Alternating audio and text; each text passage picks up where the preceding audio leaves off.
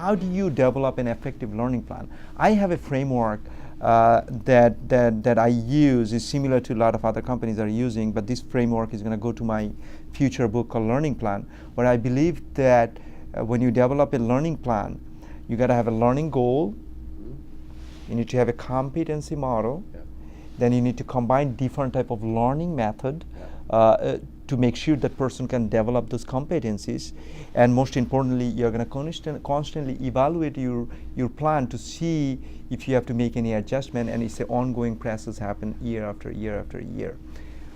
What is your framework? Well, it's interesting. I think that what you just described makes a lot of sense, and is very similar to how I think about it. I often start with what is it that, there are several questions to sort of get people to understand themselves before they create a learning plan. It goes back to my point earlier. If you don't really know yourself and you're not honest with yourself, it's hard to be successful. And I think it's hard to create a learning plan at that point too.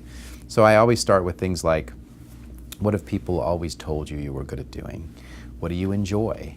Generally, if you enjoy certain things, and I try to make it as broad as I can, then there's a reasonable chance that you're good at them. I am a believer in Marcus Buckingham's, what the great managers do, sort of now discover your strengths type of philosophy. But I also know that it's important for you to be aware of where you're not strong, because then you can actually, you can certainly make some improvement there, but more importantly, you can surround yourself with other team members or people who work for you who can basically have those areas covered.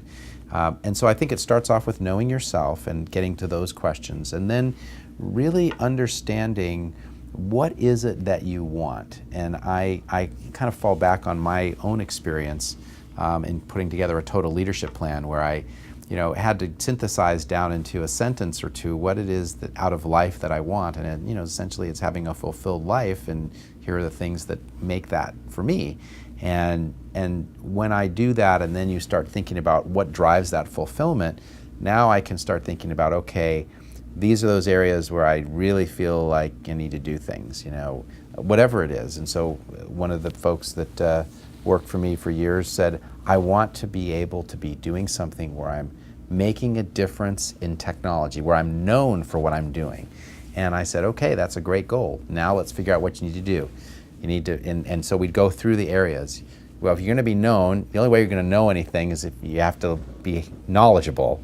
Then you have to have the ability to communicate it in a variety of ways, in a way that gets people's attention. So there's an aspect of communication and marketing there.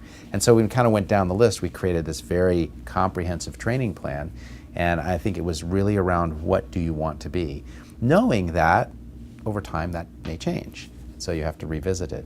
And then there's the bottom line, which is how do I know that I've acted? To your question about ROI, I almost refer to it as personal ROI, right? Am I investing the right amount of time in this activity to get the result that I want? And if you're not investing the right amount of time, or you're not investing in the right places, it's a problem. So I try to use it almost as the plan as almost a some way to track success. It's not just about the ultimate goal, but how am I doing on the way? So it's I don't think it's as crisp as yours, because I think it's your field and you obviously do it very well. But I like what you're saying, and I can see how there are things that from my experience that fit well with that.